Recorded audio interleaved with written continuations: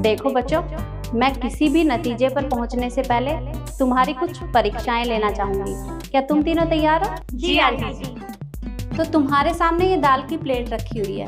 तुम्हें करना क्या है, इसमें से पीली दाल अलग करनी है और जो सबसे जल्दी और ज्यादा दाल अलग करेगा वो जीत जाएगा।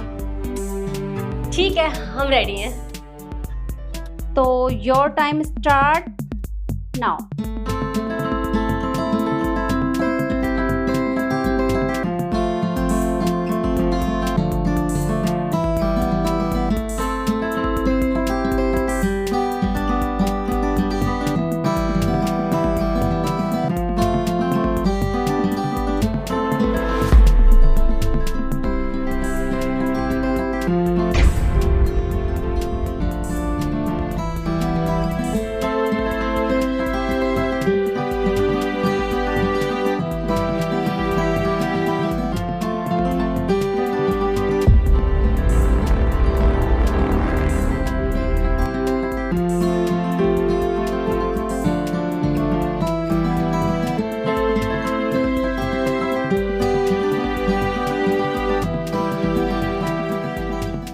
Time up.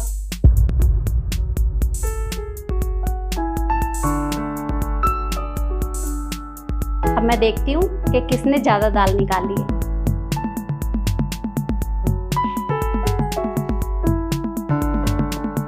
अरे वाह, बहुत अच्छा किया है तुमने। तुमने भी बहुत अच्छा किया है। Thank you. ये क्या, इतनी कम दाल निकाली तुमने? कोई बात नहीं, तुम्हारी ये परीक्षा तो पूरी हुई। अब बारी है परीक्षा दूसरी, तो उसके लिए मैं थोड़ी देर बाद तुमसे मिलूंगी। जी। तो बच्चों, अब बारी है तुम्हारी दूसरी परीक्षा की। तो उसके लिए मैं तुमसे कुछ सवाल पूछूंगी, उनका तुम्हें सही सही जवाब देना है। तुम तीनों तैयार हो? जी आंटी जी। ठीक है, तो मेरा पहला सवाल है कि पृथ्वी पर सबसे भारी क्या होता है? सौर मंडल सबसे भारी होता है, तो वही हुआ। नहीं, पृथ्वी पे सबसे भारी होता है सूरज। सूरज कितना बड़ा होता है ना, कितना ब्राइट होता है, एकदम मेरी तरह। पृथ्वी पर सबसे भारी माँ होती है। बिल्कुल सही कहा तुमने। अब मेरा दूसरा सवाल है कि आकाश से भी ऊंचा क्या होता है? आकाश से भी ऊंचे पिता होते हैं। बिल्कुल ठीक कहा। अब बारी है मेरे तीसरे सवाल की। मेरा तीसरा सवाल है कि इंसान का सबसे बड़ा गुण क्या है? मुझे पता है। इंसान का सबसे बड़ा गुण है कि वो रिच होना चाहिए, हैंडसम होना चाहिए, डैशिंग होना चाहिए और पैसों वाला तो बहुत ज्यादा होना चाहिए। हाँ, ये सब तो जरूरी है, बट उसके साथ साथ वो क्रिएटिव होना चाहिए, और अगर रिच हो तो फिर तो सोने पे सुहागा ही हो जाए। मेरे हिसाब से इंसान का सबसे अच्छा गुण दया और क्षमा है। बिल्कुल ठीक कहा तुमने। अब है मेरा चौथा और आखिरी सवाल।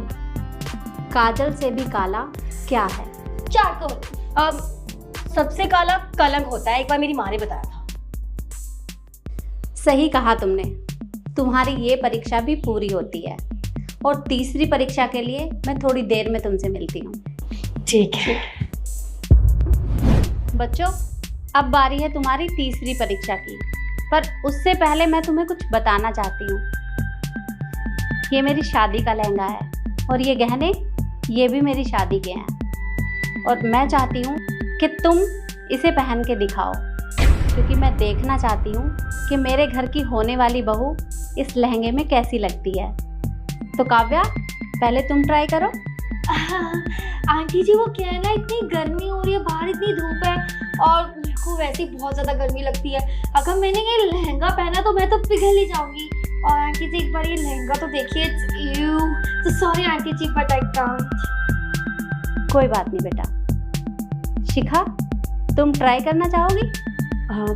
आंटी जी, मैं ट्राई तो कर लेती, पर वो क्या है ना, देखने से ही लग रहा है कि बहुत ओल्ड फैशनेबल है, और मैं डिजाइनर्स के ही बनाए लहंगे पहनती हूँ, तो लहंगा तो नहीं पहन पाऊंगी। हाँ, अगर आपके पास वेस्टर्न ड्रेसेस है तो वो दे दीजिए, वो पहन लेंगे, बट ये लहंगा नहीं पहन पाएंगे। I am really sorry. कोई बात नहीं आंटी जी, आप उदास मत होइए, ये लहंगा मैं पहन के दिखाती हूँ। ठीक है बेटा।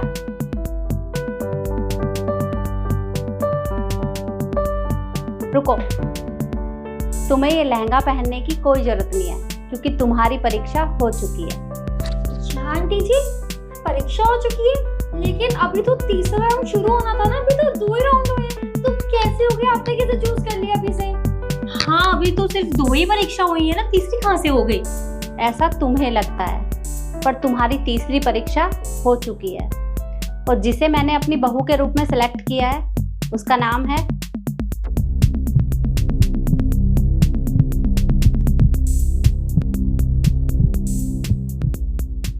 ईशू। क्या?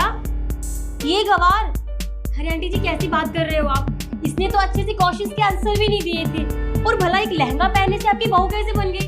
अरे हमने सारे क्वेश्चंस के आंसर दिए, टास्क इतने अच्छे से किए, हम में से कोई एक होनी चाहिए थी, ना कि ये। तुमने जिस तरह से टास्क किया था वो मैं बहुत अच्छे से जानती हूँ। दाल साफ किस तरह से की थी तुमने? काव्या ने तो दाल पीछे छिपा के रखी थी, है ना काव्या?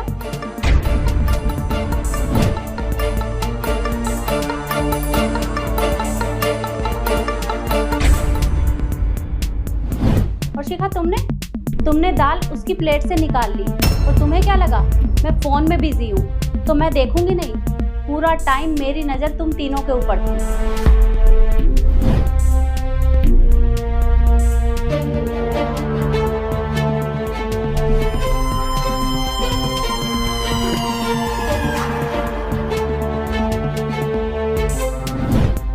और सवालों के जवाब तो तुमने दिए, पर गलत। सारे सवालों के जवाब ईशू ने ठीक दिए हैं और ईशू के अंदर वो सारे गुण हैं जो एक अच्छी और संस्कारी बहू के अंदर होने चाहिए। तो ईशू को मैं अपने घर की बहू के रूप में चुनती हूँ। Thank you so much aunty ji. अब भी आंटी ही बोलोगी? अब तो मम्मी बोलो। हाँ जी मम्मी जी।